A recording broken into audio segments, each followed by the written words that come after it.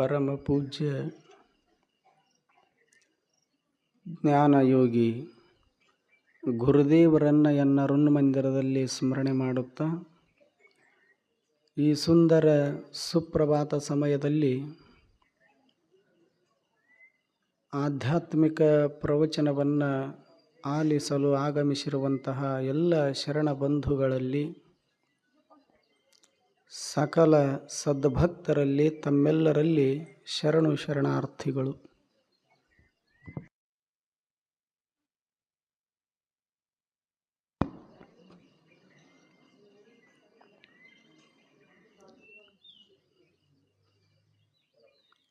ದೇವರು ಸತ್ಯಂ ಶಿವಂ ಸುಂದರಂ ಅನ್ನುವಂತಹ ಈ ಜಗತ್ತನ್ನು ನಿರ್ಮಾಣ ಮಾಡಿದಾನ. ಭೂಮಿ ಬೆಳೆಯುವಂಗ ಮಾಡಿದಾನ, ಮೇಘಗಳು ಸುರಿಯುವಂಗ ಮಾಡಿದಾನ, ನದಿ ಸಾಗರ ಸರೋವರ ಹರಿಯುವಂತೆ ಮಾಡಿದಾನ. ಅಷ್ಟೇ ಅಲ್ಲ, ನಮ್ಮ ಸುತ್ತಮುತ್ತ ಹಚ್ಚ ಹಸಿರಾಗಿರತಕ್ಕಂಥ ಬೆಟ್ಟ ಗುಡ್ಡಗಳನ್ನು ನಿರ್ಮಾಣ ಮಾಡಿದಾನ. ಆ ಬಳಿಕ ಮನುಷ್ಯನನ್ನು ಸೃಷ್ಟಿಸಿ ಈ ಸುಂದರವಾದ ಸೃಷ್ಟಿಯೊಳಗೆ ಒಂದಿಷ್ಟು ನೋಡಿ ಸಂತೋಷ ಪಡು, ಒಂದಿಷ್ಟು ಕೇಳಿ ಸಂತೋಷ ಪಡು, ಒಂದಿಷ್ಟು ಮುಟ್ಟಿ ಆನಂದ ಪಡು ಅಂತ ತಿಳ್ಕೊಂಡು ಮನುಷ್ಯನನ್ನು ಈ ಜಗತ್ತಿಗೆ ಕಳಿಸಿಕೊಟ್ಟಾನ. ಆದ್ರೆ ಮನುಷ್ಯ ಏನು ಮಾಡಾಕತ್ತೇನಂತ ಕೇಳಿದ್ರೆ, ಇವ ತನ್ನ ಸುತ್ತಮುತ್ತ ಇರತಕ್ಕಂಥ ಎಲ್ಲ ಸುಂದರವಾದ ವಸ್ತುಗಳನ್ನು ನೋಡಾಕತ್ಯಾನ. ನೋಡಿ ಆನಂದ ಪಡಲಿಲ್ಲ, ಸಂತೋಷ ಪಡಲಿಲ್ಲ. ಇದು ನಂದಾಗಿದ್ರ ವಸ್ತು ಭಾಳ ಚಲೋ ಆಗತ್ತಿತ್ತಲ್ಲ ಅಂತ ಬಯಸಾಕತ್ಯಾನ, ಇಚ್ಛಾ ಪಡಾಕತ್ಯಾನ. ನಮ್ಮದಲ್ಲದ ವಸ್ತು ಎಂದಾದರೂ ನಮ್ಮದಾಗಾಕ ಸಾಧ್ಯದ ಏನು? ಎಂದೂ ಸಾಧ್ಯವಿಲ್ಲ. ಅದಕ್ಕೆ ಈ ಜಗತ್ತಿಗೆ ನೋಡಿ ಕೇಳಿ ಮುಟ್ಟಿ ಅನುಭವಿಸಿ ಆನಂದ ಪಡಾಕ ಬಂದೇವೆ ವಿನಃ ಎಲ್ಲ ನಂದ ಆಗಲಿ ಅಂತ ಆಸೆ ಭಾವದಿಂದ ಬದುಕಾಕ ಬಂದಿಲ್ಲ. ಒಂದಿಷ್ಟು ನಿರಾಶೆವಾದಿಗಳನ್ನು ಆಗಿ ಬದುಕಬೇಕಾಗ್ತದೆ ಜಗತ್ತಿನೊಳಗೆ. ಆಸೆ ಏನು ಮಾಡ್ತದೆ? ಮನುಷ್ಯನ ಬದುಕನ್ನು ಹಾಳು ಮಾಡುತ್ತದೆ. ನಿರಾಸೆ ಮನುಷ್ಯನ ಜೀವನವನ್ನು ಸುಂದರಗೊಳಿಸ್ತದೆ, ಸುಮಧುರಗೊಳಿಸ್ತದೆ. ಅದಕ್ಕೊಂದಿಷ್ಟು ನಾವು ನಿರಾಸೆ ಭಾವದಿಂದ ಬದುಕೋದನ್ನು ಕಲಿಬೇಕು.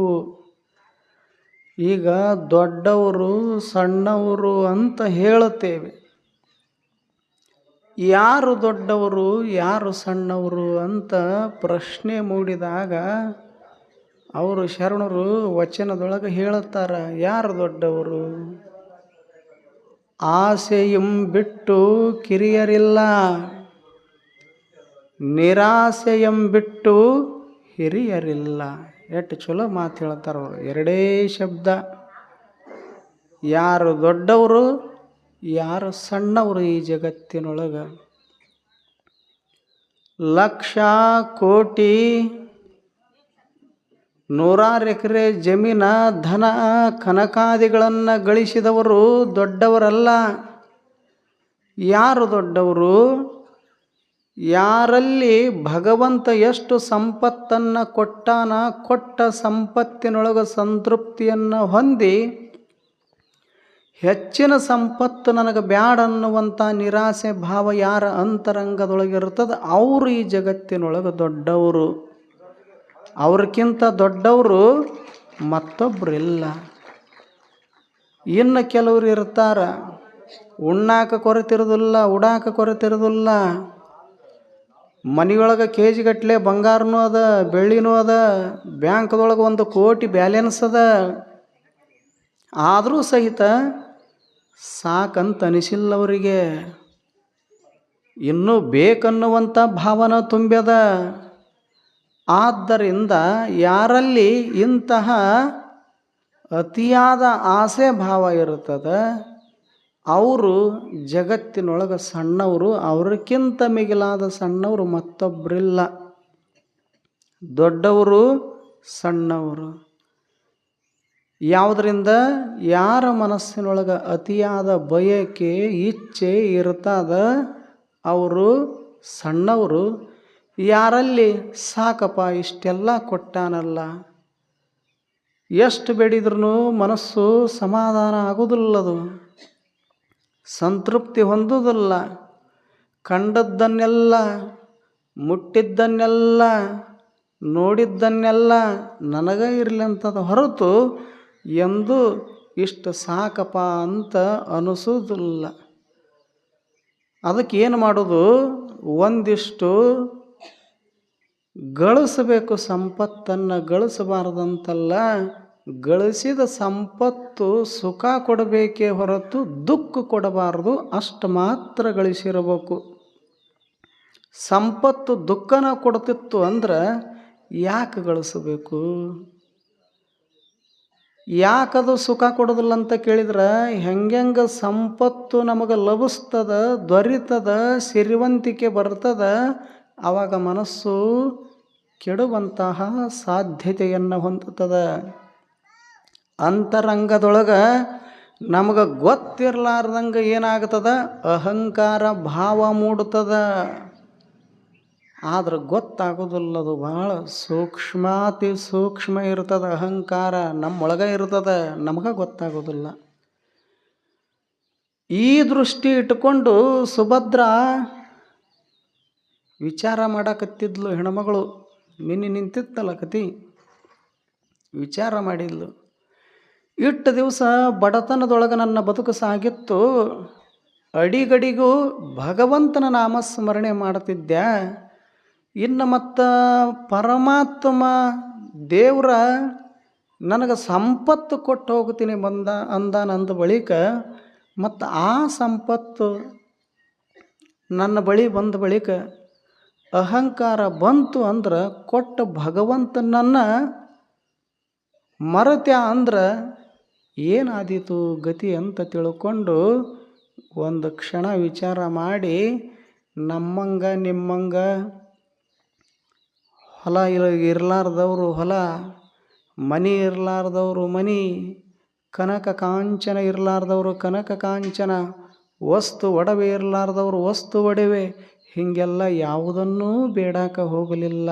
ಯಾಕೆ? ಗೊತ್ತಿತ್ತು ಇವು ಎಲ್ಲವೂ ಕ್ಷಣಿಕ ಸುಖ ಕೊಡುತ್ತವು. ಯಾರಿಗೂ ಎಂದೂ ಸಂತೋಷ ಕೊಟ್ಟ ಉದಾಹರಣೆ ಇಲ್ಲ ಜಗತ್ತಿನೊಳಗೆ ಅನ್ನೋದು ಗೊತ್ತಿತ್ತು ಹೆಣ್ಮಗಳಿಗೆ. ಆವಾಗ ಕೊನೆಯದಾಗಿ ನಿಶ್ಚಯ ಮಾಡಿದ್ಲು, ನಿರ್ಣಯ ಮಾಡಿದ್ಲು. ಭಗವಂತನೇ, ನನ್ನನ್ನು ಅರಸಿಕೊಂಡು ನೀನು ನನ್ನ ತಂಗಿ ಭಾಳ ಬಡವೆದಾಳ, ಅದಕ್ಕೆ ಜಗತ್ತಿನ ಜನಗಳೆಲ್ಲರೂ ಸಿರಿವಂತರಾಗ್ಯಾರ ನನ್ನ ಬಳಿ ಬೇಡಿಕೊಂಡು, ಅದಕ್ಕೆ ನನ್ನ ತಂಗಿನೂ ಸಿರಿವಂತಳಾಗಿ ಬದುಕಲಿ ಅಂತ ನೀ ಏನು ಬಂದಿದ್ದೆಲ್ಲ ನನ್ನ ಬಳಿ, ನಿಂದದು ದೊಡ್ಡ ಗುಣ. ನಿನಗೆ ನಾನು ಧನ್ಯವಾದ ಹೇಳ್ತೀನಿ, ಕೃತಜ್ಞತೆಯನ್ನು ಸಲ್ಲಿಸ್ತೀನಿ.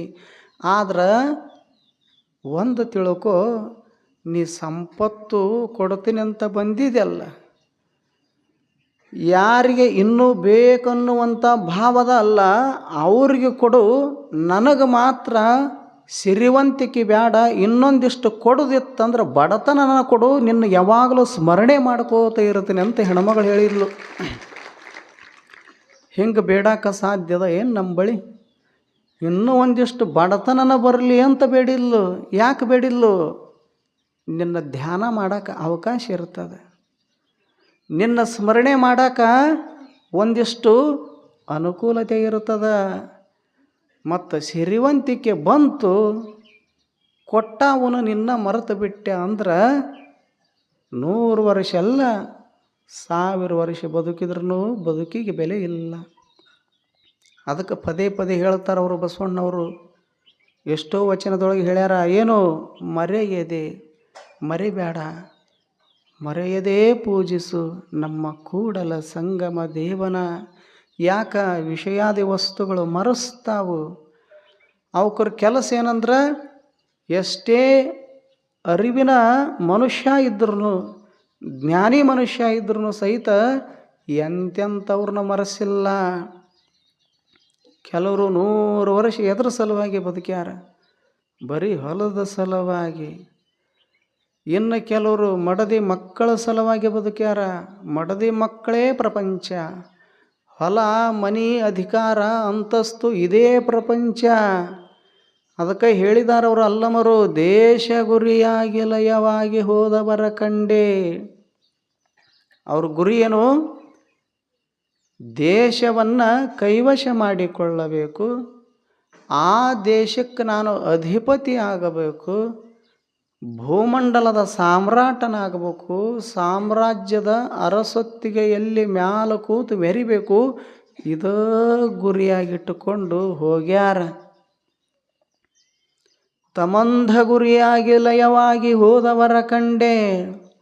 ಅಜ್ಞಾನದೊಳಗ, ತಮಂಧ ಅಂದ್ರೆ ಅಜ್ಞಾನ, ನೋಡಬಾರದನ್ನು ನೋಡಿ ಒಳ್ಳೆಯದನ್ನು ಬಿಡೋದು, ಕೆಟ್ಟದ್ದನ್ನು ನೋಡೋದು, ಒಳ್ಳೆಯ ಮಾತುಗಳನ್ನು ಕೇಳೋದು ಬಿಡೋದು, ಕೆಟ್ಟ ನುಡಿಗಳನ್ನು ಚಾಡಿ ಮಾತುಗಳನ್ನು ಕೇಳೋದು, ಒಳ್ಳೆಯ ಕಾರ್ಯಗಳನ್ನು ಬಿಡೋದು, ಸಾಧ್ಯ ಆದಷ್ಟು ಕೆಟ್ಟ ಕಾರ್ಯಗಳನ್ನು ಮಾಡ್ಕೋತ ಹೋಗೋದು, ಇನ್ನೊಬ್ಬರ ಬಗೆಗೆ ಅಲ್ಲ ಸಲ್ಲದ ಕೆಟ್ಟ ಆಲೋಚನೆಗಳನ್ನು, ಕೆಟ್ಟ ವಿಚಾರಗಳನ್ನು ಮಾಡ್ಕೋತ ತನು ಮನ ಭಾವ ಬುದ್ಧಿ ಎಲ್ಲವುಗಳನ್ನು ಕೆಡಿಸ್ಕೊಂಡು ಮಲಿನ ಮಾಡಿಕೊಂಡು ತಮಂಧತೆಯೊಳಗೆ ಅಜ್ಞಾನದೊಳಗೆ ಗುರಿಯಾಗಿ ಲಯವಾಗಿ ಹೋದವ್ರೂ ಕೋಟಿ ಕೋಟಿ ಜನ ಅದಾರ ಜಗತ್ತಿನೊಳಗೆ.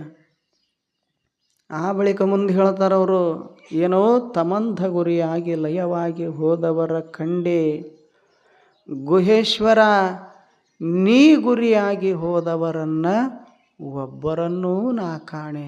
ಎಷ್ಟು ಚಲೋ ಮಾತು ಹೇಳ್ತಾರವರು, ಎರಡೂ ವಚನಕ್ಕೂ ಸಂಬಂಧದ.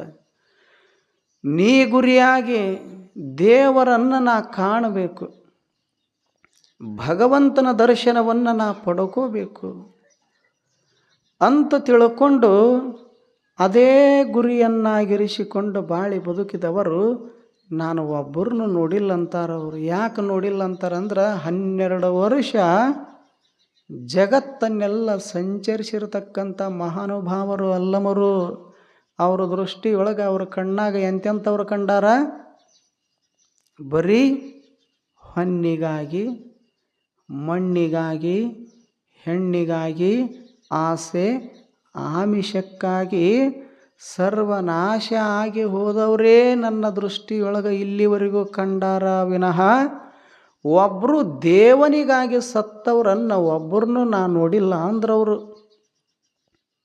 ಇಲ್ಲಿ ಅಥಣಿಯೊಳಗೆ ಕೋರ್ಟ್ ಅಂತದ, ಅಲ್ಲಿ ಹೋಗಿ ಕೇಳಿ. ಇಲ್ಲೇನು ಸುತ್ತಮುತ್ತ ತಾಲೂಕಿನ್ಯಾಗ ಹಳ್ಳಿ ಅದಾವಲ್ಲ, 100 ಹಳ್ಳಿ,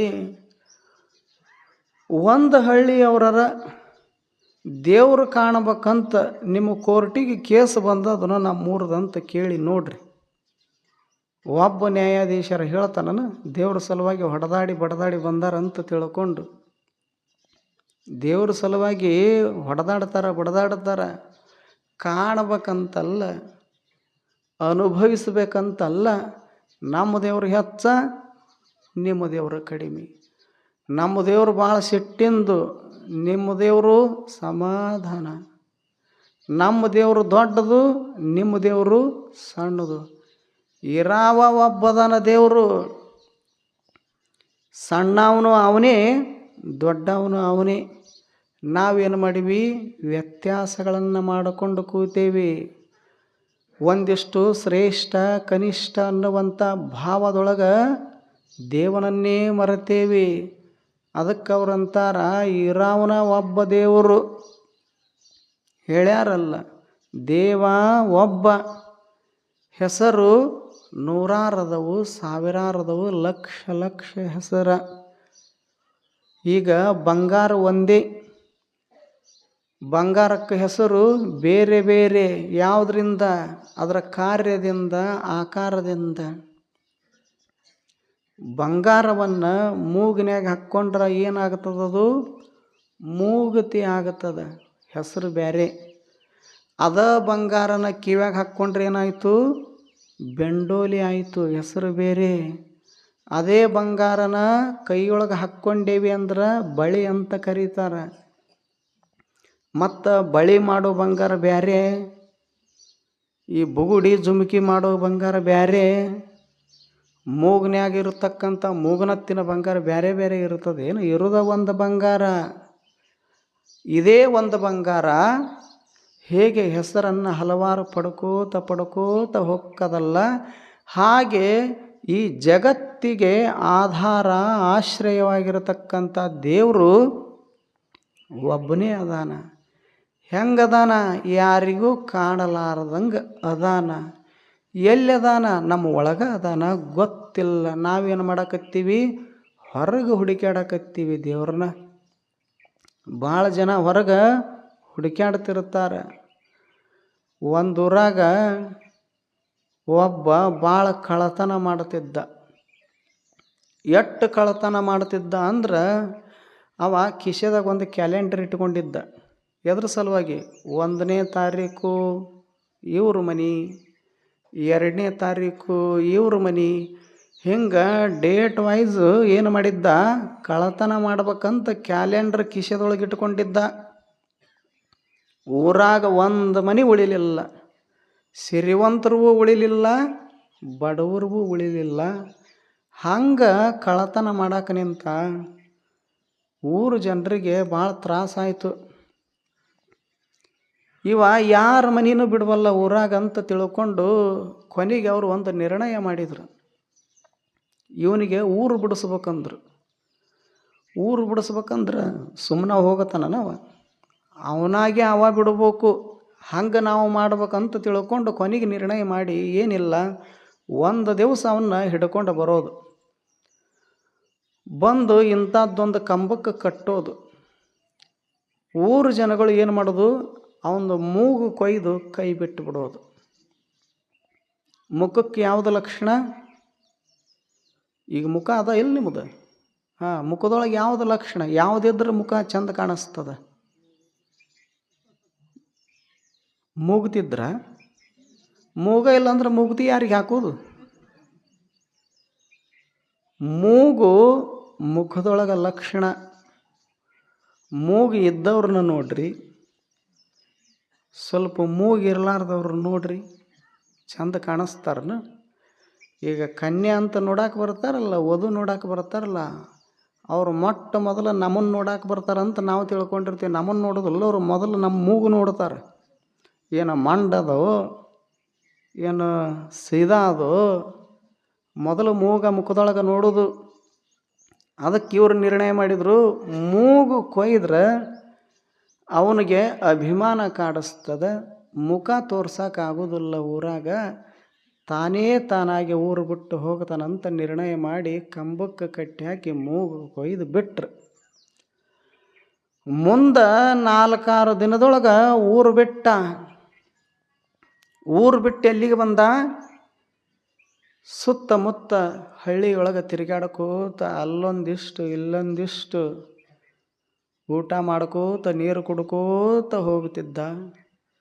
ಒಂದು ದಿವಸ ವಿಚಾರ ಬಂತು, ಹಿಂಗೆ ನಾನು ಹಳ್ಳಿ ತಿರುಗಾಡಿ ಭಿಕ್ಷಾ ಬೇಡಿದ್ರೆ ನಡೆಯೋದಿಲ್ಲ, ನಾ ಇದ್ದಲ್ಲಿಗೆನ ಹಾಲು ಹಣ್ಣು ತಂದು ಕೊಟ್ಟಿರ್ಬೇಕು.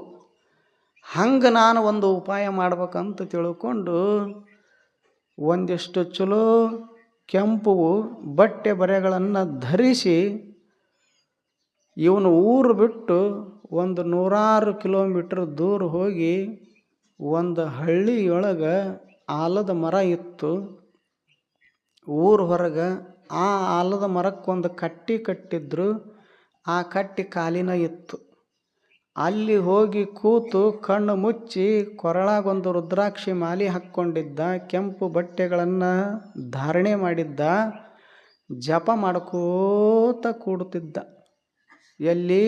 ಆಲದ ಮರದ ಕೆಳಗೆ, ಊರ ಹೊರಗೆ. ಇದನ್ನು ಅಲ್ಲಿ ಸುತ್ತಮುತ್ತ ಇದ್ರಲ್ಲ ರೈತರು, ಬಿತ್ತಿ ಬೆಳೆಯೋರು, ಅವರು ಈ ಮನುಷ್ಯನನ್ನು ನೋಡಿದರು. ಯಾರೋ ಒಬ್ಬ ಸಾಧು ಕಣ್ಣು ಮುಚ್ಚಿಕೊಂಡು ಕೂತು ಧ್ಯಾನ ಮಾಡ್ತಾನೆ, ಜಪತಪಾದಿಗಳನ್ನು ಮಾಡ್ತಾನೆ. ಬಹುತೇಕ ನಮ್ಮ ಊರಿಗೆ ಒಳ್ಳೇದಾಗಲಿ ಅಂತನ ಈ ಪುಣ್ಯಾತ್ಮ ಬಂದಿರ್ಬೇಕಂತ ಅವರು ತಿಳ್ಕೊಂಡ್ರು. ಇವ ಎದ್ರ ಸಲುವಾಗಿ ಬಂದಾನ? ಮೂಗು ಕೊಯ್ದು ಹಾಕ್ಯಾರಂತ ಇವ ಬಂದಾನ. ಅವ್ರೇನು ತಿಳ್ಕೊಂಡ್ರು? ನಮ್ಮ ಊರಿಗೆ ಒಳ್ಳೇದು ಮಾಡಕ್ಕೆ ಬಂದಾನಂತ ಭಾವಿಸಿಕೊಂಡು 1 ವಾರ ನೋಡಿದರು, 2 ವಾರ ನೋಡಿದರು. ಇವೊಂದು ವಾಸ ಅಲ್ಲೇ ಆಗಿತ್ತು. ಒಂದು ದಿವಸ ಸುತ್ತಮುತ್ತ ಇರತಕ್ಕಂಥ ರೈತರು ಬಂದರು. ಇವನಿಗೆ ಆದರಾತಿಥ್ಯ ಮಾಡಬೇಕು, ಉಪಚಾರ ಮಾಡಬೇಕು, ಏನಾದರೂ ಒಂದಿಷ್ಟು ಅಂತ ಭೇಟಿ ಕೊಡ್ಬೇಕಂತ ಒಂದು ದಿವಸ ಬಂದರು. ಕಣ್ಣು ಮುಚ್ಕೊಂಡು ಕೂತಿದ್ದ. ಹೆಂಗೆ ಒಂದಿಷ್ಟು ಮೈ ಮುಟ್ಟಿ ಸ್ಪರ್ಶ ಮಾಡಿ ಎಬ್ಬಸಾಕ ಪ್ರಯತ್ನ ಮಾಡಿದರು, ಹೇಳಲಿಲ್ಲ. ಕಣ್ಣು ಮುಚ್ಕೊಂಡು ಓಂ ನಮಃ ಶಿವಾಯ ಅನ್ಕೋತ ಮಂತ್ರ ಪಠಣ ಮಾಡ್ಕೋತ ಕೂತಿದ್ದ. ನೋಡ್ಬೇಕಂತ 1 ಸರತಿ ನೋಡಿದ್ರು, 2 ಸರತಿ ನೋಡಿದರು. ಆ ಬಳಿಕ ಪದೇ ಪದೇ ಶರೀರ ಸ್ಪರ್ಶ ಮಾಡಿ ಎಬ್ಸಿದ್ರು. ಕೊನೆಗೆ ಕಣ್ಣು ಬಿಟ್ಟು ಎದ್ದು ಅಂದವರಿಗೆ, ಅಲ್ಲೋ ನಾನು ದೇವರು ಕೂಡ ಮಾತಾಡಕತ್ತೀನಿ. ದೇವನೊಳಗೆ ಒಂದಾಗೀನಿ, ಮಗ್ನಾಗೀನಿ. ಜೀವ ದೇವನ ಸಾಮರಸ್ಯ ನಡೆದದ.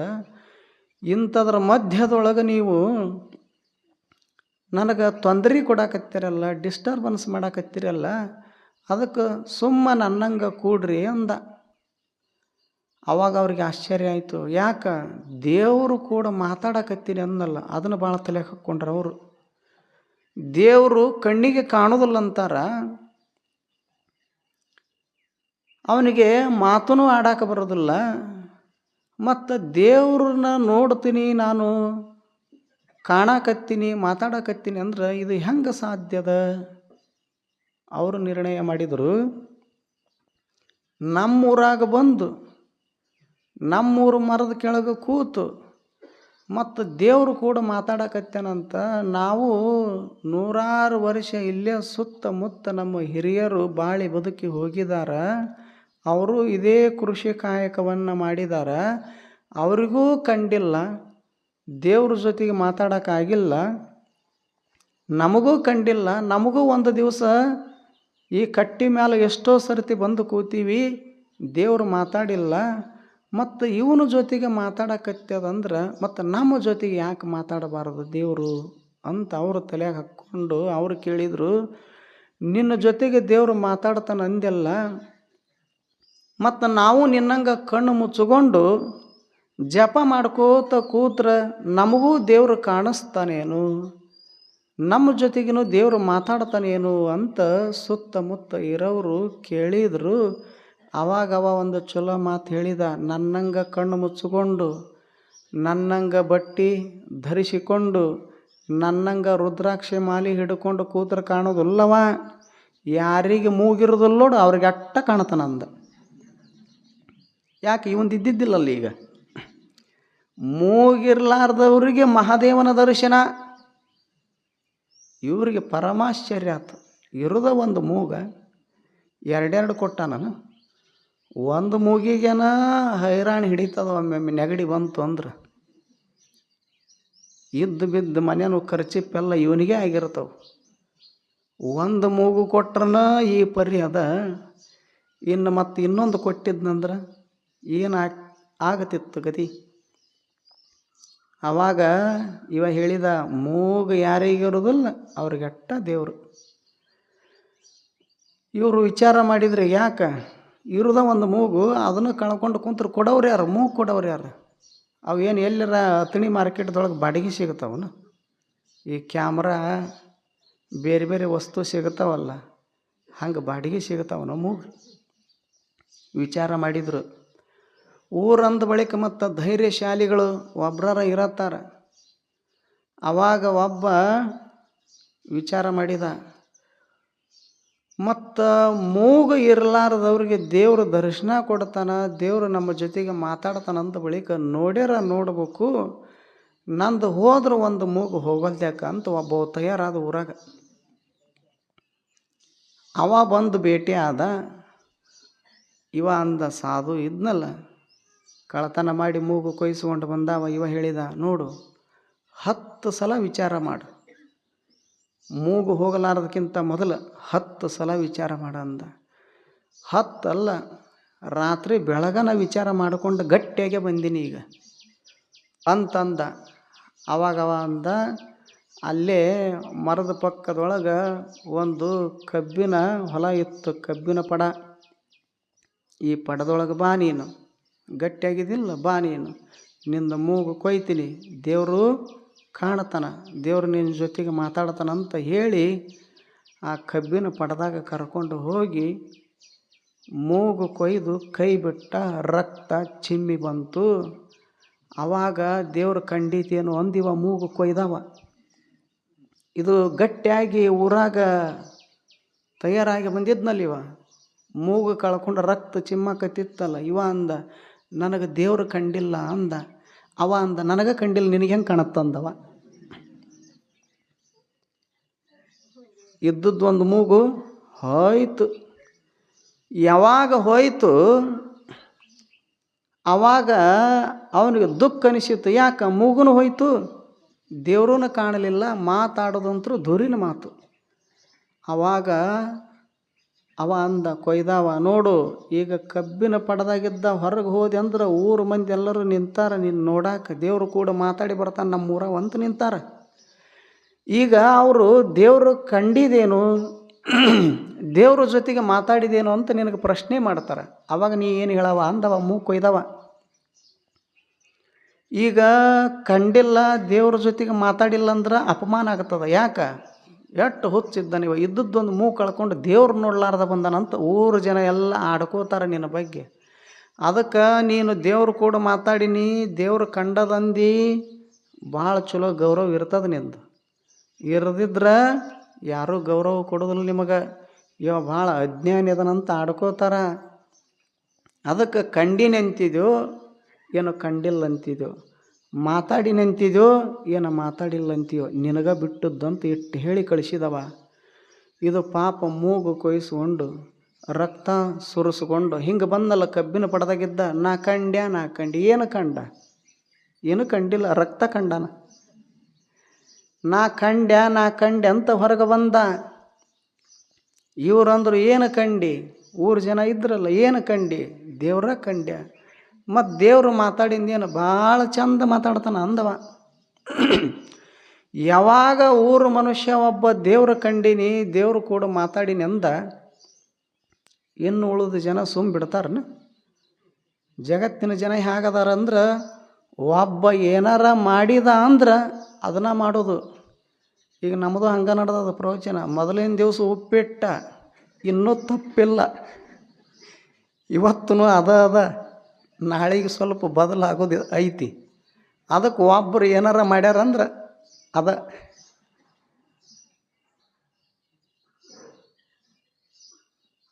ಅವ ಏನು ಮೂಗು ಕೊಯ್ಸ್ಕೊಂಡು ಬಂದ, ಇವರು ಎಲ್ಲರೂ ತಯಾರಾದರು. ಎದಕ್ಕೆ? ನಮ್ಮೂರವ ಮಾತಾಡಿ ಬಂದಾನಂದ್ರೆ ಮತ್ತು ನಮ್ಮ ಕೂಡ ಮಾತಾಡ್ತಾನೆ. ಇವರು ಹಂಗೆ ಹಿಂಗೆ ಬರಲಿಲ್ಲ ಊರಾಗ, ಹೊಯ್ಲು ಎದ್ದಿತ್ತದು ಹೊಯ್ಲು. ಮೂಗು ಕೊಯ್ಸ್ಕೊಂಡ್ರೆ ದೇವ್ರ ಕಾಣ್ತಾನೆ, ದೇವ್ರು ನಮ್ಮ ಕೂಡ ಮಾತಾಡ್ತಾನೆ. ಇದಕ್ಕಿಂತ ಮಿಗಿಲಾದದ್ದು ಇವ್ರ ತಲೆಗೇನು, ದೇವ್ರು ಮಾತಾಡಿದಂದ್ರೆ ನಾವು ಬೇಡ್ಕೊಂಡು ಬಿಡ್ಬೇಕು, ಎಲ್ಲ ಕೊಟ್ಟು ಹೋಗ್ತಾನಂತ ಇವ್ರ ತಲೆಯಾಗ. ಎಲ್ಲರೂ ಕ್ಯೂ ಹಚ್ಚಿದ್ರು ಕಬ್ಬಿನ ಪಡಕ್ಕೆ. ನಂದು ಕೊಯ್ ನಿಂದು ಕೊಯ್. ಏನು ಮೂಗ? ಅವಂಗೇನು ಕರುಣೆ ಇಲ್ಲ, ಕಕ್ಕುಲೈತೆ ಇಲ್ಲ. ಯಾಕೆ? ಅವಂದ ಇಲ್ಲಲ್ಲ ಮೂಗ, ಅವ ಯಾಕೆ ಚಿಂತೆ ಮಾಡಕ್ಕೆ ಹೋಗ್ತಾನೆ? ಊರು ಮಂದಿ ಮೂಗು ತೊಗೊಂಡು ಅವಂಗೇನಾಗೋದೈತಿ? ಅವನ ಮೂಗ ಇಲ್ಲ. ಹೆಂಗೆ ಮಾಡಿದ್ನಲ್ಲವ, ಕತ್ತಿ ಮಸ್ಯಾವ, ಮೂಗು ಕೊಯ್ದು ಕೈ ಬಿಡವ. ಅವ್ರಿಗೆ ಹೇಳ, ಒಬ್ಬೊಬ್ಬರನ್ನ ಕರೆದು ಕೊಯ್ತಿದ್ನ. ಅವರು ದೇವರು ಕಂಡಿಲ್ಲ, ಮಾತಾಡಿಲ್ಲ ಅಂದ ಕೂಡ್ಲೇನ ಇವ ಹೇಳವ, ಹೊರಗೆ ಸಾವಿರಾರು ಮಂದಿ ಅದರ ಕೇಳ್ತಾರೆ. ಅವರು ಕಬ್ಬಿನ ಪಡದಾಗಿದ್ದ ಹೋದ ಕೂಡಲೇ ಕೇಳ್ತಾರೆ, ಕಂಡಿದೇನು ಮಾತಾಡಿದೇನಂತ. ಹ್ಞೂ ಅಂದ್ರೆ ನಿನಗೆ ಗೌರವ ಕೊಡ್ತಾರೆ, ಇಲ್ಲಿಲ್ಲ ಅಂದ್ರೆ ಇವ ಹುಚ್ಚದನ ಅಂತಾರೆ. ಎರಡೂ ನಿನ್ನ ಕೈಯಾಗದವು, ಶಾಣೆ ಹುಚ್ಚ. ಮತ್ತು ಹುಚ್ಚ ಯಾಕೆ ಆಗಾಕನವ? ಶಾಣೆ ಇದ್ದೀನಿ ಅಂತ ತೋರಿಸ್ಬೇಕಲ್ಲ. ಅದಕ್ಕೆ ಕಂಡಿನೆನ್ನವರು ಪ್ರತಿಯೊಬ್ಬರು, ನೋಡಿನೆನ್ನವರು. ಹೆಂಗೆ ಊರಾಗ 4-5 ಸಾವಿರ ಜನ ಇತ್ತು, ಎಲ್ಲರೂ ಮೂಗು ಕೊಯ್ಸ್ಕೊಂಡು ಕುಂತರು. ಏನು ನೋಡಕ್ಕೆ ಹೋಗಿ? ದೇವ್ರನ್ನ ಕಾಣಕ್ಕೆ ಹೋಗಿ, ದೇವ್ರನ್ನ ನೋಡಕ್ಕೆ ಹೋಗಿ. ಆದ್ರೆ ಒಬ್ರಿಗೂ ಗೊತ್ತಿಲ್ಲ ದೇವ್ರು ನಮ್ಮ ಒಳಗದನ ಅನ್ನೋದು, ಹೊರಗದನ ಅಂತ ತಿಳ್ಕೊಂಡು ಇದ್ದದ್ದೊಂದು ಮೂಗು ಹೋದವು. ಈಗ ಯಾರು ಕೊಡ್ಬೇಕು ಇವ್ರಿಗೆ ಮೂಗು? ಈ ಕಡೆ ದೇವ್ರೂ ಇಲ್ಲ, ಈ ಕಡೆ ಇರೋದೊಂದು ಮೂಗೂ ಇಲ್ಲ. ಊರಾಗ ಒಬ್ಬರದರ ಮುಖ, ಅವ್ರ ಮುಖ ಇವ್ರು ನೋಡಂಗಿಲ್ಲ, ಇವ್ರ ಮುಖ ಅವ್ರು ನೋಡಂಗಿಲ್ಲ. ಯಾಕೆ? ಒಬ್ಬರ ಮುಖದಾಗ ಒಂದರ ಮೂಗಿದ್ರೆ ಮುಖ ಚಂದ, ಮೂಗಿರ್ಲಾರ್ದವ್ರು ನೋಡ್ರಿ ಒಂದು ಸಲ, ಅಥವಾ ನಿಮ್ಮದ ಒಂದು ಸಲ ಕಿತ್ತರ ಇಟ್ಟು ನೋಡ್ರಿ ಕಣ್ಣುಡ್ಯಾಗ.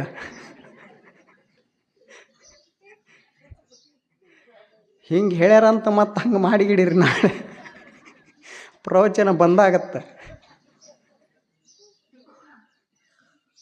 ಕೊನೆಗೇನಾಯಿತು? ಮೂಗುನೂ ಹೋಗಿತ್ತು, ದೇವ್ರೂ ಹೋಗಿತ್ತು. ಊರಾಗ ಒಬ್ಬರು ಮೂಗು ಇದ್ದಿದ್ದಿಲ್ಲಲ್ಲ. ಊರ ಹೆಸರು ಬದಲು ಮಾಡಿದ ತಹಸೀಲ್ದಾರ್ ಬಂದು ಏನಂತ, ಮೂಗು ಇರಲಾರ್ದ ಊರಿದು. ಕಾರಣ ದೇವ್ರ ತೋರಿಸೋರು ಭಾಳ ಮಂದಿ ಅದಾರ ಜಗತ್ತಿನ್ಯಾಗ.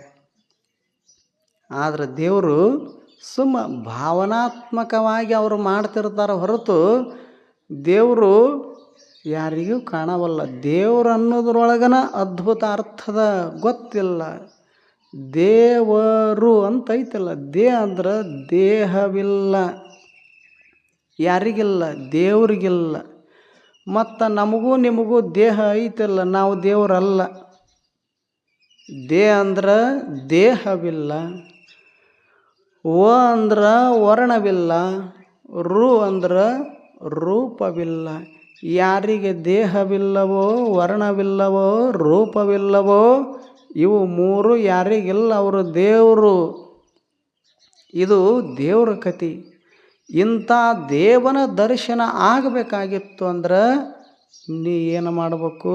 ಅಲ್ಲಮರು ನಿರಾಶವಾದಿಯಾಗಿ ಬದುಕಬೇಕೇ ಹೊರತು ಅತಿಯಾಗಿ ಯಾವುದನ್ನು ಅಪೇಕ್ಷಿಸಬಾರದು, ಅತಿಯಾಗಿ ಯಾವುದನ್ನು ಬಯಸಬಾರದು.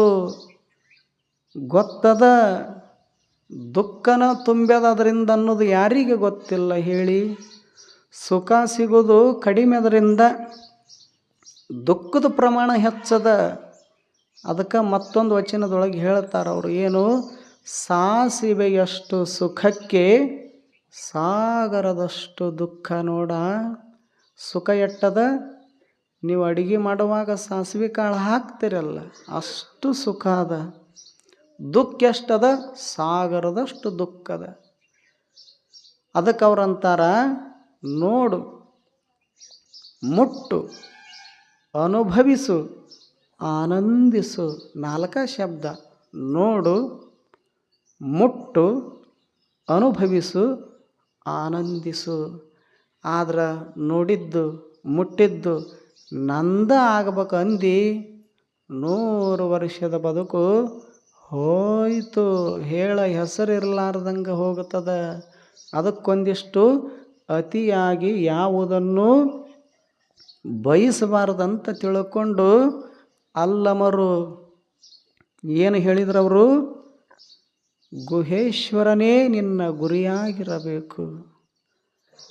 ದೇವನನ್ನು ನಾನು ಅರಿದು ಅನುಭವಿಸಬೇಕು ಅನ್ನುವಂತಹ ಧ್ಯೇಯ ಉದ್ದೇಶನಿಂದ ಆದಾಗ ಮಾತ್ರ ಭಗವದ್ ದರ್ಶನ ನಿನಗಾಗುತ್ತದೆ ಹೊರತು ಬರೀ ಹೊನ್ನ, ಮಣ್ಣ, ಹೆಣ್ಣ, ಆಸೆ, ಆಮಿಷ ನಿನ್ನ ಗುರಿಯಾಗಿತ್ತು ಅಂದ್ರೆ ದೇವ ದರ್ಶನ ಆಗೋದಿಲ್ಲ. ಅದಕ್ಕೆ ಅವರಂತಾರ, ಹೊನ್ನಿಗಾಗಿ ಸತ್ತವರು ಕೋಟಿ, ಮಣ್ಣಿಗಾಗಿ ಸತ್ತವರು ಕೋಟಿ, ಹೆಣ್ಣಿಗಾಗಿ ಸತ್ತವರು ಕೋಟಿ, ಆಸೆ, ಆಮಿಷಕ್ಕಾಗಿ ಸತ್ತವರು ಕೋಟಿ, ಗುಹೇಶ್ವರ ನಿನಗಾಗಿ ಸತ್ತವರನ್ನು ನಾನು ಒಬ್ಬರನ್ನೂ ನೋಡಿಲ್ಲ ಅಂತ ತಿಳ್ಕೊಂಡು ಹೇಳಿದರು. ಇದು ಅಲ್ಲಮ ಪ್ರಭುದೇವರ ವಚನ. ಮೊದಲ ಬಸವಣ್ಣನವ್ರದ್ದು ಒಂದು ವಚನ ನೋಡಿದ್ದೇವೆ, ಆ ಬಳಿಕ ಅಲ್ಲಮ ಪ್ರಭುದೇವರದು, ಇಂದ ಅಕ್ಕ ಮಹಾದೇವಿದು ಒಂದು ವಚನವನ್ನು ನೋಡೋರಿದ್ದೇವೆ. ಅಕ್ಕ ಮಹಾದೇವಿ ಭಾಳ ಜ್ಞಾನಿ ಮನುಷ್ಯಳು. ಬಹುತೇಕ ಅಕ್ಕ ಮಹಾದೇವಿಯಷ್ಟು ಜ್ಞಾನಿಗಳು, ವೈರಾಗ್ಯ ನಿಧಿಗಳು, ಸದ್ಭಕ್ತಿ ಸದ್ಭಾವ ಹೃದಯ ಉಳ್ಳವರು. 900 ವರ್ಷ ಆದ್ರೂ ಇನ್ನೂ ಅಂಥ ಹೆಣ್ಮಗಳು ಜಗತ್ತಿನೊಳಗೆ ಬಂದಿಲ್ಲ. ತಿಳಿತದನು? 900 ವರ್ಷ ಆದ್ರೂ ಅಕ್ಕ ಮಹಾದೇವಿಯಷ್ಟು ಸೌಂದರ್ಯನೂ ಯಾರಿಗೂ ಇಲ್ಲ. ಅಕ್ಕ ಮಹಾದೇವಿಯಷ್ಟು ಜ್ಞಾನ ಸಂಪತ್ತೂ ಯಾರಿಗೂ ಇಲ್ಲ. ಅಷ್ಟು ಸಿರಿವಂತಳು. ಮ್ಯಾಲ ನೋಡಾಕ ಬಡವಳು ಕಂಡಂಗೆ ಕಾಣಬಹುದು, ಚಲೋ ಬಟ್ಟೆ ಇರದೇ ಇರಬಹುದು, ಆದ್ರೆ ಒಳಗೆ ಭಾಳ ಶ್ರೀಮಂತಳಿದ್ದಳು ಅಕ್ಕ ಮಹಾದೇವಿ. ಎಷ್ಟು ಸಿರಿವಂತಳಾಗಿದ್ದಳು ಅಂತ ಕೇಳಿದ್ರೆ, ಅಕ್ಕ ಮಹಾದೇವಿಯವರಿಗೆ ಅಕ್ಕ ಮಹಾದೇವಿನ ಸಮ ಸೌಂದರ್ಯದೊಳಗಾಗಲಿ, ಸದ್ಭಾವದೊಳಗಾಗಲಿ, ಸುಜ್ಞಾನದೊಳಗಾಗಲಿ ಆ ತಾಯಿಗೆ ಅವರೇ ಸಮ. ಮತ್ತೊಬ್ಬರು ಯಾರೂ ಬಂದಿಲ್ಲ 900 ವರ್ಷ ಆದ್ರೂ ಸಹಿತ. ಈಗ ಸೌಂದರ್ಯ ಸ್ಪರ್ಧೆ ಏರ್ಪಾಡು ಮಾಡ್ತಾರೆ, ಹೌದಲ್ಲ?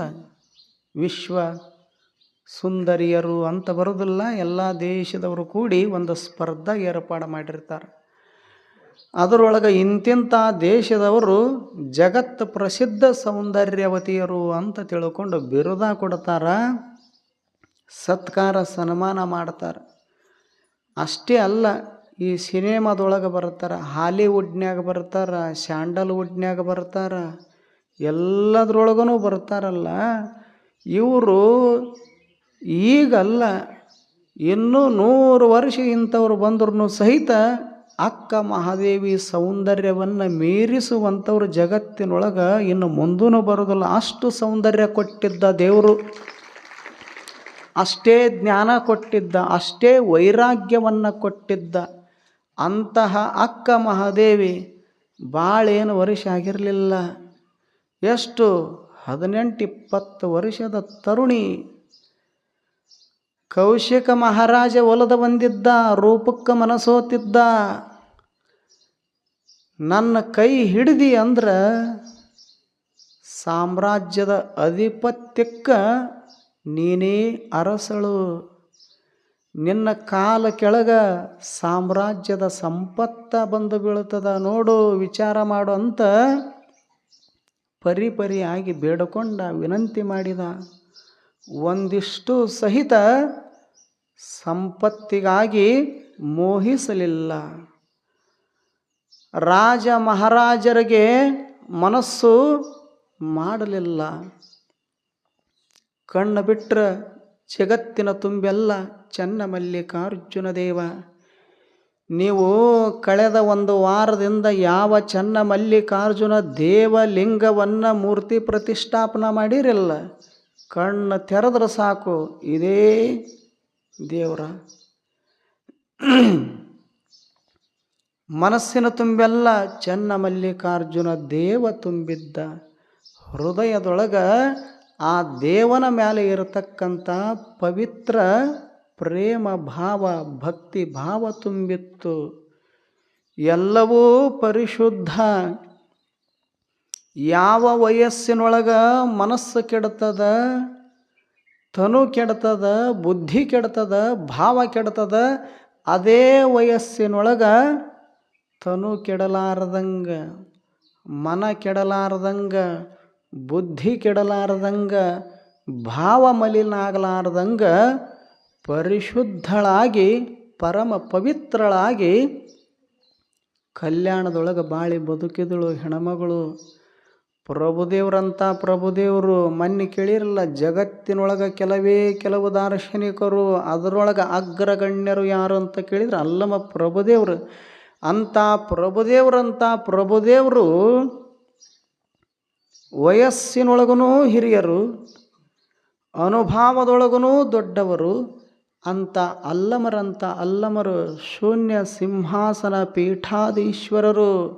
ಅವರು ಹೇಳ್ತಾರ, ಈ ಜಗತ್ತಿನೊಳಗ ಗುಹೇಶ್ವರ ಲಿಂಗದಲ್ಲಿ ಅಕ್ಕ ಮಹಾದೇವಿಗಿಂತ ದೊಡ್ಡವರು ಯಾರೂ ಇಲ್ಲ ಅಂತ ತಿಳ್ಕೊಂಡು ಅಕ್ಕ ಮಹಾದೇವಿ ಬಗೆಗೆ ವರ್ಣನೆ ಮಾಡಿದ್ದಾರೆ. ಅಲ್ಲಮ ಪ್ರಭುದೇವರು ಅಂದ್ರೆ ಸುಪ್ರೀಂ ಕೋರ್ಟ್ ಜಡ್ಜ್ಮೆಂಟ್ ಇದ್ದಂಗದು. ಈಗ ಸುಪ್ರೀಂ ಕೋರ್ಟ್ದವ್ರು ಒಂದು ಮಾತು ಹೇಳಿದ್ರೆ ಯಾರು ಬೇಕಾದವ್ರು ಇರುವಲ್ರಕ್ಕ, ಅದಕ್ಕೆ ಒಪ್ಪಲೇಬೇಕು, ಕಾನೂನಿಗೆ ಬದ್ಧರಾಗಿ ನಡಿಬೇಕಲ್ಲ. ಹಾಗೆ ಅಲ್ಲಮ ಪ್ರಭುದೇವರು ಹೇಳ್ಯಾರ ಅಂದ ಬಳಿಕ ಮತ್ತೊಬ್ಬರಿಗೆ ಆ ಮಾತು ಕಿತ್ತಾಕಕ್ಕೆ ಬರುವುದಿಲ್ಲ.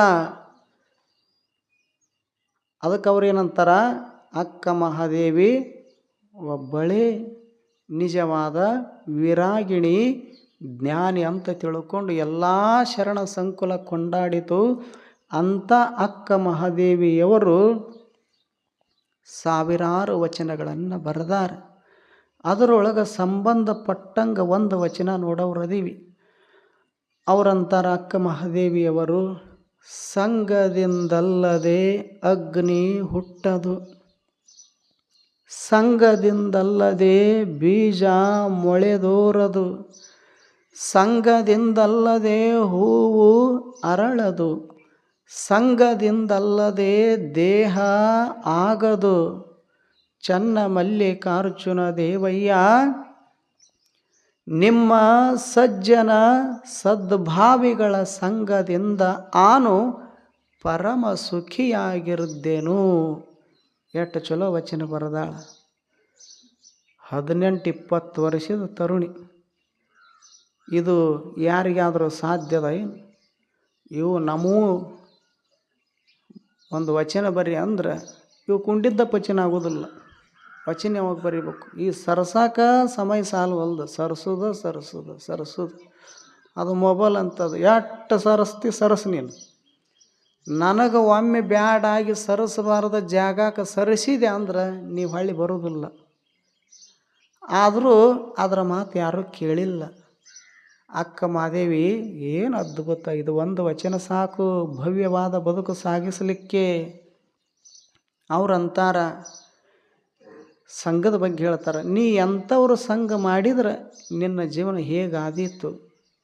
ಒಳ್ಳೆಯವ್ರ ಸಂಘ ಮಾಡಿದ್ರೆ ಏನಾದೀತು, ಕೆಟ್ಟವ್ರ ಸಂಘ ಮಾಡಿದ್ರೆ ಏನಾಯಿತು. ಸಂಘದ ಮಹತ್ವ, ಸಂಘದ ಅವಶ್ಯಕತೆ ಎಷ್ಟು ಐತಿ ಮನುಷ್ಯನಿಗೆ ಅನ್ನೋದನ್ನು ಈ ವಚನದೊಳಗೆ ಪ್ರತಿಪಾದನೆ ಮಾಡಿದ್ದಾರೆ. ಅದರೊಳಗೆ ಮೊದಲನೇ ಸಾಲ ಏನು? ಸಂಘದಿಂದಲ್ಲದೆ ಅಗ್ನಿ ಹುಟ್ಟದು. ಈಗ ಅಗ್ನಿ ಹುಟ್ಟಬೇಕಾಗಿತ್ತು ಅಂದ್ರೆ, ಬೆಂಕಿ ಉತ್ಪತ್ತಿ ಆಗಬೇಕಾಗಿತ್ತಂದ್ರೆ ಒಂದು ವಸ್ತುವಿನಿಂದ ಆಗೋದಿಲ್ಲ, 2 ವಸ್ತುಗಳು ಬೇಕಾಗುತ್ತವು. ಈಗ ನಿಮಗೆ ತಿಳಿವಂಗೆ ಮನೆಯೊಳಗೆಲ್ಲರೂ ಗ್ಯಾಸಿನ ಮೇಲೆ ಅಡುಗೆ ಮಾಡ್ತಿರಿಲ್ಲ, ಒಲೆ ಮ್ಯಾಗ ಒಬ್ಬರ ಮಾಡೋರು ಅದಿರೇನು? ಒಲೆ ಮ್ಯಾಗ ಮಾಡೋರು ನಮ್ಮೂರಾಗ ಹುಡುಕ್ಬೇಕಾಗಿತ್ತಂದ್ರೆ ದೀಪ ಹಿಡ್ಕೊಂಡು ಬರ್ರಿ ಅಜ್ಜಾರ ಅಂತೀರೇನು ಹುಡುಕ್ಯಾಡಕ್ಕೆ? ಒಲೆ ಎಲ್ಲ ಗ್ಯಾಸ್ ಬಂದವು. ಗ್ಯಾಸ್ ಬಂದ ಬಳಿಕ ಎಲ್ಲ ದ್ಯಾಸ್ ಹಾರ್ಯಾವು. ಗ್ಯಾಸ್ನಿಂತ ಗ್ಯಾಸ ಅದ್ರ ಮ್ಯಾಲ ಒಂದು ಕಡ್ಡಿ ಪೆಟ್ಟಿಗೆ ಇಡ್ರಿ, 2 ಊದುಬತ್ತಿ ಹಚ್ಚ್ರಿ, ಕುಂಕುಮ ಭಂಡಾರ ವಿಭೂತಿ ಏನೇನು ಅದಾವಲ್ಲ ಪೂಜಾ ವಸ್ತುಗಳು, ಅವುಗಳನ್ನೆಲ್ಲ ಧಾರಣೆ ಮಾಡಿ ಮಂಗಳಾರತಿ ಮಾಡ್ಕೋತ ನೀ ಹೊತ್ತು, ಯಾಕೆ ಕಡ್ಡಿ ಪೆಟ್ಟಿಗೆನ ಅಲ್ಲೇ ಐತಲ್ಲ ಗ್ಯಾಸಿನ ಮ್ಯಾಗ, ನೀ ಹೊತ್ತು ಅಂದ್ರೆ ಯಾವ ಕಾಲಕ್ಕೆ ಹೊತ್ತದ ಅದು ಅಂಥದ್ದು ಕಡ್ಡಿ ಪೆಟ್ಟಿಗೆ. ನೀನು ಗ್ಯಾಸಿನ ಮ್ಯಾಲೆ ಇಟ್ಟರೆ ನಾವು ಹೊತ್ತೋದಿಲ್ಲ, ಮಂಗಳಾರತಿ ಮಾಡಿದ್ರೆ ಹೊತ್ತೋದಿಲ್ಲ, ನೀನು ಊದುಬತ್ತಿ ಬೆಳಗಿದ್ರೆ ಹೊತ್ತೋದಿಲ್ಲ, ವಿಭೂತಿ ಕುಂಕುಮ ಹಚ್ಚಿದ ಮಾತ್ರಕ್ಕೆ ನಾವು ಹೊತ್ತೋದಿಲ್ಲ. ನೀ ಏನು ಮಾಡ್ಬೇಕು, ಕಡ್ಡಿ ಪೆಟ್ಟಿಗೆ ನನ್ನ ಮ್ಯಾಲೆ ಇಡೋ ಬದಲು, ಗ್ಯಾಸ್ ಅಂತದ ನನ್ನ ಮ್ಯಾಲೆ ಇಡೋ ಬದಲು ಆ ಕಡ್ಡಿ ಪೆಟ್ಟಿಗೆ ಒಳಗಿಂದು ಒಂದು ಕಡ್ಡಿ ಹೊರಗೆ ತೆಗೆದು ಹಿಂಗೆ ಎರಡಕ್ಕೂ ಸ್ಪರ್ಶ ಮಾಡಿದಿ, ಎರಡಕ್ಕೂ ಸಂಘ ಆಯ್ತಂದ್ರೆ ನೀ ಏನು ಹೇಳೋದು ಅವಶ್ಯಕತೆ ಇಲ್ಲ, ನನ್ನಟ್ಟಕ್ಕೆ ನಾನು ಹೊತ್ಕೊತೀನಿ ಅಂತದ. ಕಾರಣ ಸಂಘ ಬೇಕು. ಸಂಘ ಇರದಿದ್ರೆ ಬೆಂಕಿ ಉತ್ಪತ್ತಿ ಆಗೋದಿಲ್ಲ. ಈಗ ಹೊಲದೊಳಗೆ ತಾವೆಲ್ಲ ರೈತರಿದ್ದೀರಿ, ಅಲ್ಲಿ ಸಿಡಿಲು ಬಡೀತು, ಅಲ್ಲಿ ಮಿಂಚು ಬಡೀತು, ಅವರು ಹೋದರು ಅಂತ ಹೇಳ್ತಿರ್ತೀವಲ್ಲ. ಸಿಡಿಲು ಯಾವುದಕ್ಕೆ ಬಡ್ದಿರ್ತದ? ಮರಕ್ಕೆ ಬಡ್ದಿರ್ತದ. ಮರಕ್ಕೆ ಬಡದ ಪರಿಣಾಮ ಘರ್ಷಣೆ ಆಗಿರ್ತದದು. ಮರಕ್ಕೂ ಆ ಸಿಡಿಲಿಗೂ ಸಂಘ ಆದಾಗ ಅಲ್ಲೇನಾಗ್ತದೆ? ಅಗ್ನಿ ಸ್ಫೋಟ ಆಗಿ ಉರಿ ಹೊತ್ತಿ ಉರಿಲಿಕ್ಕೆ ಪ್ರಾರಂಭ ಮಾಡ್ತದೆ. ಆ ಮರದ ಸುತ್ತಮುತ್ತ ಇದ್ದವರೆಲ್ಲರೂ ಏನಾಗ್ತಾರೆ? ಸಾವಿಗೆ ಒಳಗಾಗಿ ಕಣ್ಮರೆಯಾಗಿ ಹೋಗ್ತಾರೆ. ಅದಕ್ಕೆ ಸಂಘ ಭಾಳ ಮಹತ್ವದ್ದು. ಅದಕ್ಕೆ ಹೇಳಕತ್ತೇಳ ತಾಯಿ ಏನು? ಸಂಘದಿಂದಲ್ಲದೆ ಅಗ್ನಿ ಹುಟ್ಟದು. ಬೆಂಕಿ ಹೊತ್ತಬೇಕಾಗಿತ್ತಂದ್ರೆ ಎರಡರ ಸಂಘ ಆಗಬೇಕು. ಮುಂದೆ ಸಂಘದಿಂದಲ್ಲದೆ ಬೀಜ ಮೊಳೆದೋರದು. ಇದು ಭಾಳ ಅದ್ಭುತವಾದ ಮಾತಿದು. ಈಗ ನೀವೆಲ್ಲ ಕಬ್ಬ ಬೆಳೆಯವರು, ಗೋಂಜಾಳ ಬೆಳೆಯವರು, ಅರಿಶಿನ ಬೆಳೆಯವರು, ಇವು ಮೂರ ನಿಮಗೆ ಸರ್ವಸ್ವ, ಹೌದಲ್ಲ? ಎಲ್ಲಿ ಯಾರು ಬೇಕಾದವ್ರನ್ನ ಕೇಳ್ರಿ, ಕಬ್ಬ, ಅರಿಶಿಣ, ಗೋಂಜಾಳ. ಗೋಂಜಾಳದು ಬೀಜ ಭಾಳ ಚಲೋ ಅದಾವು, ಅರಿಶಿಣ ಬೀಜ ಭಾಳ ಚಲೋ ಅದ ಅಂತ ತಿಳ್ಕೊಂಡು ಒಯ್ದು ಒಂದು 25,000 ರೂಪಾಯಿ ಕೊಟ್ಟು ತಂದಿರ್ತಿರಲ್ಲ ತಿಜೋರಿ, ಆ ತಿಜೋರಿ ಒಳಗೆ ಇಡೋದು ಅರಿಶಿಣದ ಬೀಜ. ಒಯ್ದಿಟ್ಟು ಏನು ಮಾಡೋದು? ಪ್ರಾರ್ಥನೆ ಮಾಡೋದು, ಕೈ ಮುಗೋದು. ನೀ ಮೊಳೆ ಕೊಡಿ, ನೀ ಮೊಳೆ ಕೊಡಿ, ನೀ ಮೊಳೆ ಕೊಡಿ ಅಂತ ಹೇಳೋದು. ಅದಕ್ಕೆ ಅದು ಎಂದಾದರೂ ಮೊಳೆ ಕೊಡಿತದನ? ಅದು ಅರಿಶಿಣ ಬೀಜ ಅಂತದ. ನೀನೇನು 25,000 ಕೊಟ್ಟು ನನ್ನ ತೊಗೊಂಡು ಬಂದು ತಿಜೋರಿಯೊಳಗೆ ಇಟ್ಟಿದೆಲ್ಲ, ನೀ ಹಿಂಗೆ ತಿಜೋರಿಯೊಳಗೆ ವರ್ಷಗಳ ಕಾಲಿಟ್ಟರು ಸಹಿತ ನಾನು ಮೊಳೆ ಕೊಡಿಯೋದಿಲ್ಲ, ಬೇರು ಬಿಡುವುದಿಲ್ಲ, ಮೊಗ್ಗು ಬಿಡುವುದಿಲ್ಲ, ಹೂವಾಗಿ ಅರಳುವುದಿಲ್ಲ, ಫಲ ಕೊಡುವುದಿಲ್ಲ. ಅವಾಗಿವ ಅಂದ, ಇಂಥ ಕಿಮ್ಮತ್ತಿನ ತಿಜೋರಿ ಒಳಗಿಟ್ರು ಸಹಿತ ಮತ್ತು ನೀನು ಮೊಳೆ ಕೊಡಿದಿಲ್ಲ ಅಂದ್ರೆ ಮತ್ತು ಎಲ್ಲಿಟ್ರು ಒಡೆಯವಂತ ಇವ ಕೇಳಿದ. ಆವಾಗ ಅದು ಅರಿಶಿಣ ಬೇರೆ ಹೇಳ್ತದ, ಏನು? ಈ ತಿಜೋರಿ ಒಳಗೆ ಇಡೋ ಬದಲ ಒಯ್ದು ಒಂದಿಷ್ಟು ಮಣ್ಣಾಗಿಟ್ಟು ಒಂದು 4 ಬೊಗಸಿ ನೀರು ಸುರುವಿದೆ ಅಂದ್ರೆ ನೀ ಹೇಳಿದಷ್ಟು ಬೆಳಿತೀನಿ ಅಂತ ಅರಿಶಿಣ ಬೇರಂತದ. ಅದಕ್ಕೆ ಯಾವುದರ ಸಂಘ ಬೇಕಾಗ್ಯದ? ತಿಜೋರಿ ಸಂಘ ಬೇಕಾಗ್ಯದನ? ಮಣ್ಣಿನ ಸಂಘ ಬೇಕು, ಒಂದಿಷ್ಟು ನೀರಿನ ಸಂಘ, ಗಾಳಿ ಸಂಘ ಸಿಕ್ಕರು ಸಾಕು. ನೀವು ಅಷ್ಟು ಇಷ್ಟಲ್ಲ, ತಾನ ಬೆಳೆದು ತೋರಿಸ್ತದದು, ಬದುಕನ್ನು ಸಿರಿವಂತಗೊಳಿಸ್ತದ. ತಿಜೋರಿ ಒಳಗಿಟ್ಟರೆ ಶ್ರೀಮಂತರಾಗ್ತೀವಿ. ಮಣ್ಣಿನ ಸಂಘ ಬೇಕು ಬೀಜಕ್ಕೆ. ಅದಕ್ಕೆ ಅಕ್ಕ ಮಹಾದೇವಿ ಅಂತಾಳ, ಸಂಘದಿಂದಲ್ಲದೆ ಬೀಜ ಯಾವುದ್ಯಾಕಿರ್ವಲ್ದ್ಯಾಕ? ಇಷ್ಟ ಶ್ರೇಷ್ಠದ ಅಂತೇನಿಲ್ಲ. ಯಾವುದಾದ್ರೂ ಬೀಜ ಮಣ್ಣಿನೊಳಗೆ ಬಿತ್ತು ಒಂದಿಷ್ಟು ಬೆಳೆಯಾಕ ನೀರಿನ ಅವಕಾಶ, ಗಾಳಿ ಅವಕಾಶ, ಬೆಳಕಿನ ಅವಕಾಶ ಸಿಕ್ಕಿತು ಅಂದ್ರೆ ಇಷ್ಟ ಬೆಳಿಬೇಕಂತೇನಿಲ್ಲ. ತನ್ನ ಶಕ್ತಿ ಸಾಮರ್ಥ್ಯ ಎಷ್ಟಿರ್ತದೆ ಅಷ್ಟು ಬೆಳೆದು ತೋರಿಸ್ತದ ಬೀಜ. ಇದು ಬೀಜದ ಪರಿ, ಇದು ಬೆಳೆಯುವ ಪರಿ. ಕಾರಣ ಸಂಘ ಬೇಕು. ಮುಂದೊಂದು ಚಲೋ ಮಾತು ಹೇಳ್ತಾಳ, ಏನು? ಸಂಘದಿಂದಲ್ಲದೆ ಹೂವು ಅರಳದು. ಒಂದು ಹೂವು ಅರಳಬೇಕಾಗಿತ್ತು ಅಂದ್ರೆ ಏನು ಬೇಕು? ಸಂಘ ಬೇಕು. ಯಾವುದರ ಸಂಘ ಬೇಕು? ಸೂರ್ಯನ ಕಿರಣದ ಸಂಘ ಬೇಕು. ಸೂರ್ಯ ಎಲ್ಲದಾನ? ನಿಮ್ಮ ಮನೆ ಹಿತ್ತಲದಾಗ ಒಂದು ಹೂವಿನ ಗಿಡ ನಾಟ್ಸಿರಿ, ಹಚ್ಚಿರಿ. ಈಗ ಗಿಡ ಇರೋದು ನಿಮ್ಮ ಹಿತ್ತಲದಾಗ, ಸೂರ್ಯ ಅದನ ಲಕ್ಷ ಕಿಲೋಮೀಟರ್. ಆದರೂ ಸಹಿತ ನಿಮ್ಮ ಹಿತ್ತಲದೊಳಗಿನ ಒಂದು ಬಳ್ಳಿ ಅದು ಹೂ ಬಿಡಬೇಕಾಗಿತ್ತು, ಮೊಗ್ಗ ಅರಳಬೇಕಾಗಿತ್ತಂದ್ರೆ ಏನು ಬೇಕು? ಸೂರ್ಯನ ಕಿರಣದ ಸಂಘ ಬೇಕು. ಅದು ಇದ್ದಾಗನ ಮೊಗ್ಗ ಹೂ ಆಗ್ತದ. ಹೂವ ಸುವಾಸವನ್ನು ಚೆಲ್ತದ, ಸುತ್ತಮುತ್ತೆಲ್ಲ ಪರಿಮಳವನ್ನು ಪಸರಿಸ್ತದ. ಆದ್ದರಿಂದ ಮನುಷ್ಯನೇ ಸಂಘ ಭಾಳ ಮುಖ್ಯ. ಅಗ್ನಿ ಹುಟ್ಟಬೇಕಾಗಿತ್ತಂದ್ರೆ ಸಂಘನ ಮಾಡಬೇಕು. ಬೀಜ ಮೊಳಕೆ ಹೊಡಿಬೇಕಾಗಿತ್ತು ಅಂದ್ರೆ ಅದಕ್ಕೂ ಸಂಘ ಬೇಕು. ಒಂದು ಮೊಗ್ಗ ಹೂವಾಗಿ ಅರಳಿ ಸುತ್ತಮುತ್ತ ಸುವಾಸ ಹರಬೇಕಾಗಿತ್ತಂದ್ರೆ ಅದಕ್ಕೂ ಸಂಘವೇ ಅತ್ಯವಶ್ಯದ. ಮುಂದೆ ಹೇಳ್ತಾಳ, ಸಂಘದಿಂದಲ್ಲದೆ ದೇಹವಾಗದು. ಈಗ ನಮ್ಮದು ನಿಮ್ಮದು ಶರೀರದ ಅಲ್ಲ, ದೇಹದ ಅಲ್ಲ. ಇದು ಉತ್ಪತ್ತಿ ಆಗಬೇಕಾಗಿತ್ತು, ಇದು ಬೆಳವಣಿಗೆ ಆಗಬೇಕಾಗಿತ್ತು, ಇದು ಉದಯ ಆಗಬೇಕಾಗಿತ್ತಂದ್ರೆ ಸುಮ್ಮನೆ ಆಗಿಲ್ಲಿದು.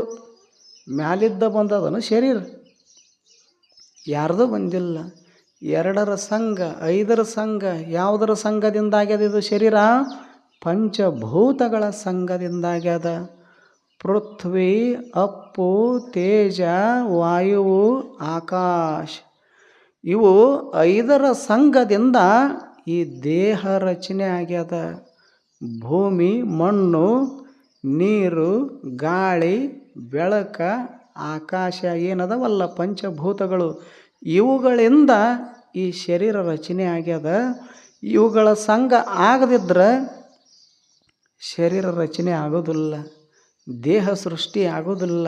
ಅದಕ್ಕೆ ಸಂಘದ ಅವಶ್ಯಕತೆ ಭಾಳ. ಒಂದು 4 ಉದಾಹರಣೆ ಕೊಡ್ತಾಳ. ಏನೇನು? ಅಗ್ನಿಯ ಸಂಘ ಇರದಿದ್ರೆ ಅಗ್ನಿ ಹುಟ್ಟೋದಿಲ್ಲ. ಮಣ್ಣಿನ ಸಂಘ ಇರದಿದ್ರೆ ಬೀಜ ಮೊಳಕೆ ಒಡೆಯೋದಿಲ್ಲ. ಸೂರ್ಯನ ಸಂಘ ಇರದಿದ್ರೆ ಹೂ ಅರಳೋದಿಲ್ಲ. ಮಣ್ಣಿನ ಸಂಘ, ಗಾಳಿ ಸಂಘ, ಜಲದ ಸಂಘ, ಆಕಾಶದ ಸಂಘ ಇರದಿದ್ರೆ ಶರೀರ ರಚನೆ ಆಗೋದಿಲ್ಲ.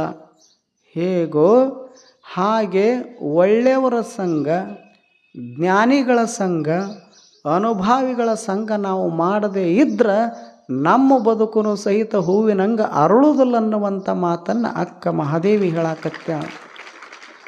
ಅದಕ್ಕೆ ಸಂಘ ಭಾಳ ಮುಖ್ಯ. ಅದಕ್ಕೆ ಕೊನೆ ಸಾಲು ಒಂದು ಹೇಳ್ತಾಳ. ಆದ್ದರಿಂದ ಚನ್ನಮಲ್ಲಿಕಾರ್ಜುನ ದೇವ, ನಿಮ್ಮ ಸಜ್ಜನ ಸದ್ಭಾವಿಗಳ ಸಂಘದಿಂದ ಆನು ಪರಮ ಸುಖಿಯಾಗಿರ್ದೆನು. ಇರುವಷ್ಟು ದಿವಸ ನಮ್ಮ ಬದುಕು ಸುಖದಿಂದ ಕೂಡಿರಬೇಕಾಗಿತ್ತು, ಸಂತೋಷಮಯ ಆಗಬೇಕಾಗಿತ್ತು, ಸಂತೃಪ್ತಿಯುಕ್ತವಾಗಿ ಅದು ಕೂಡಿರಬೇಕಾಗಿತ್ತು. ಅಂದ್ರೆ ಏನು ಮಾಡಬೇಕು? ಸಜ್ಜನರ ಸದ್ಭಾವಿಗಳ ಸಂಘವನ್ನೇ ಮಾಡಬೇಕಂತ ತಿಳ್ಕೊಂಡು ಅಕ್ಕ ಮಹಾದೇವಿ ತಾಯಿಯವರು ಹೇಳ್ತಾ ಇದ್ದಾರೆ. ಆದ್ದರಿಂದ ಇದು ಜಗತ್ತು.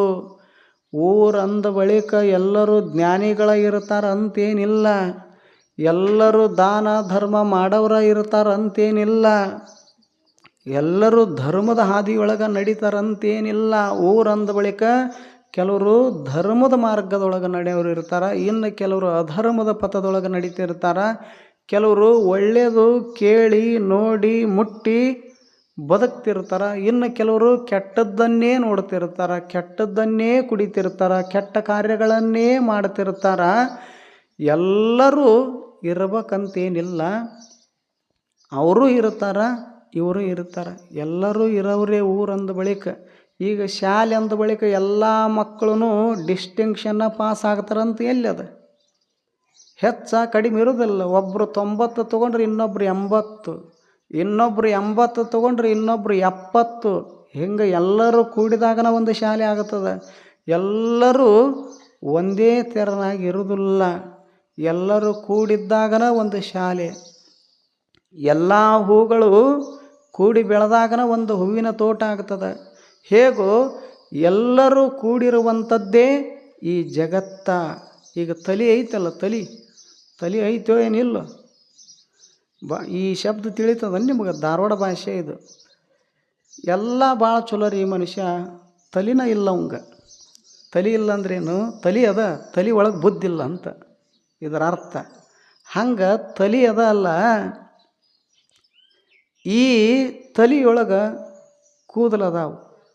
ಯಾವುದವು? ಕಪ್ಪು ಕೂದಲ. ಈಗ ಕಪ್ಪು ಕೂದಲ ಎಲ್ಲರಿಗೂ ಹಿಡಿಸ್ತವು.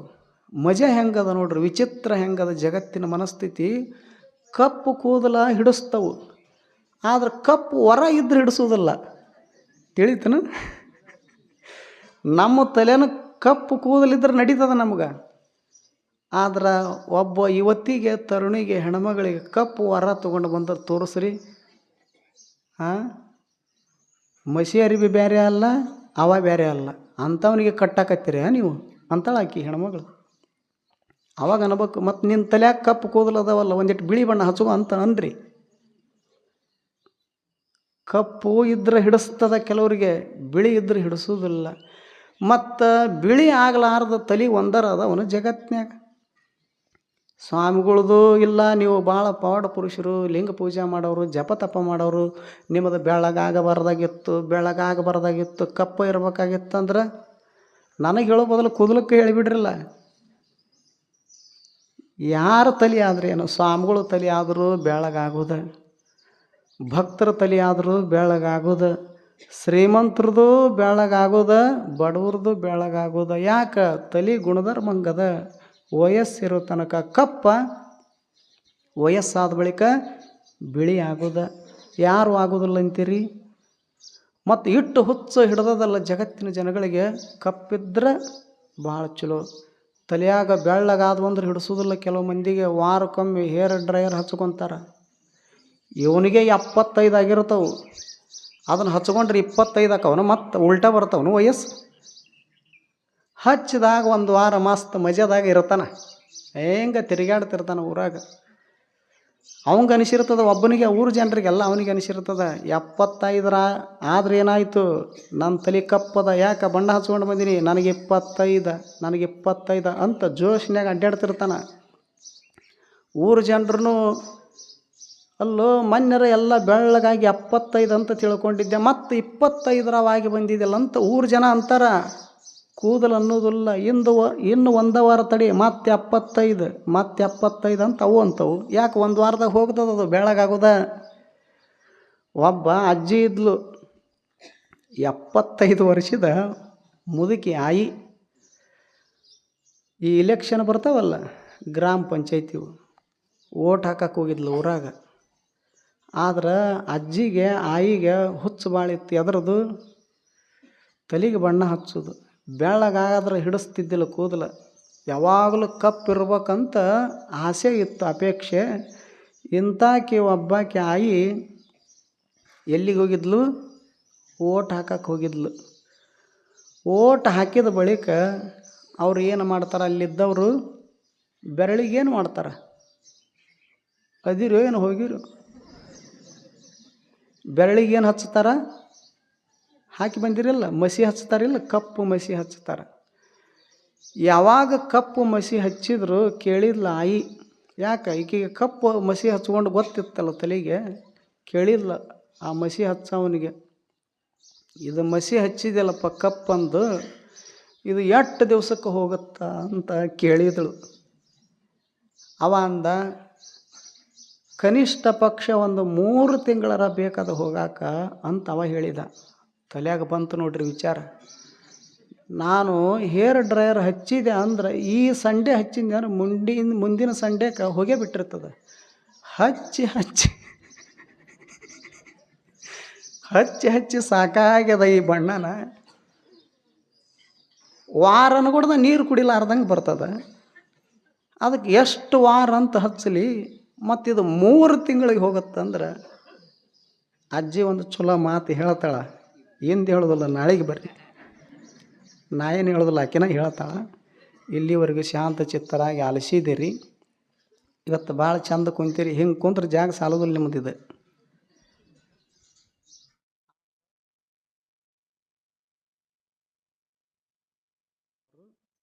ಅದಕ್ಕೆ ನಾಳೆಗೆ ಆ ಕಾರ್ ಗಾಡಿನೂ ಅಲ್ಲಿ ಹೊರಗೆ ಹಚ್ಚಿರಿ. ಒಂದು 4 ಹೆಜ್ಜೆ ನಡಿತೀವಿ, ನಮಗೂ ಏನಾಗೋದಿಲ್ಲ, ಇನ್ನೂ ವಯಸ್ಸದ.